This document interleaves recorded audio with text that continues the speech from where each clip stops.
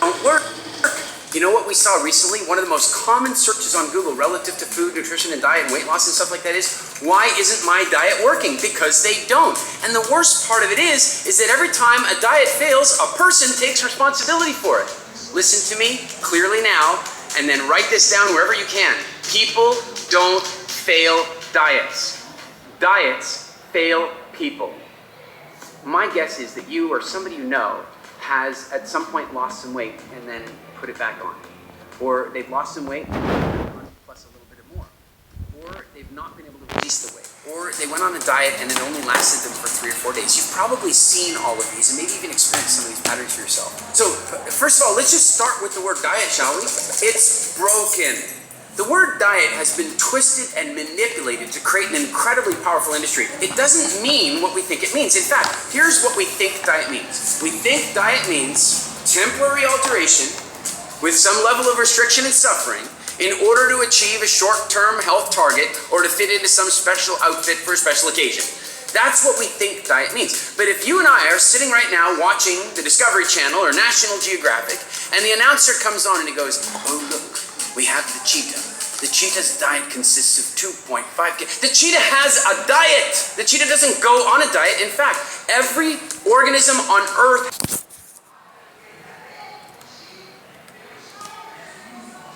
because diet means way of life. You can't go on a diet. The way you live every day is your diet. And so the key to creating a lasting change that we want to create is changing our diet, not going on one. And by the way, the diet programs out there fail for a number of very obvious reasons, but I'm going to help you to understand this. Here's one of the reasons they fail. Too many rules. Like, too many rules. You have a rule. Don't eat this anymore for 30 days. And you're like, ooh, I haven't eaten it for 4 or 5 days. You know, I've been really good. I could have one. And the minute you give yourself permission, you start to feel good. Now you're producing dopamine and serotonin, which are feel-good chemicals. Then you eat the food. The feel-good chemicals make the food taste even better than it really does. And it all starts all over again. Too many rules will absolutely destroy any diet program. You've got to be really careful about these rules that come on and say, remove all these things. Very often, somebody will stumble upon a nutritional reality, a nutritional observation. And they'll see that that situation can create a result, and all of a sudden, they believe that is the rule. It has to be that way all the time. A good example of this might be something like the cabbage soup diet. It comes along, people try it, they do lose a little weight in the short term, but at the cost of their health, right? And if weight loss is your only goal, well, there you go. But hang on, weight loss is never the only goal. All of us, especially when we want to lose a little weight, want to lose weight and be healthy. And so what that means is we can't take an approach where there's one nutritional principle. Take a look at the keto diet craze. The keto diet, you should be keto all the time. Keto is the solution to everything. Guess what? There's a lot of truth to that. There's certain healthy things that can happen with ketogenics, but human beings evolved to both survive and utilize seasonal fluctuation, and keto is a season.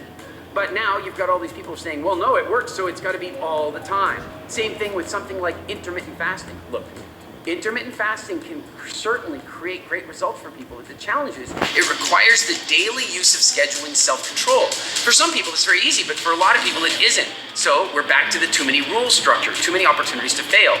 Intermittent fasting is something that our ancestors did, not through their own self-control, but because, you know what, Mother Nature imposed it upon them. So we can use the principle, but it's not necessarily a lifestyle. What we've examined at WildFit is not simply our diet from a food perspective, but our diet from a lifestyle perspective, understanding seasonal fluctuation. Here's the great news. I've teamed up with Mindvalley to create a masterclass for you that talks specifically about why we eat. Yeah, like what is it that drives us to eat? Because here's the thing, it's not always nutrition. In fact, I would put to you that it's rarely actually nutrition. Now, in this masterclass, you're gonna learn what each of these hungers are, and you're gonna learn how to neutralize them. It's a very, very powerful masterclass. Register for it right now, and I'll see you there.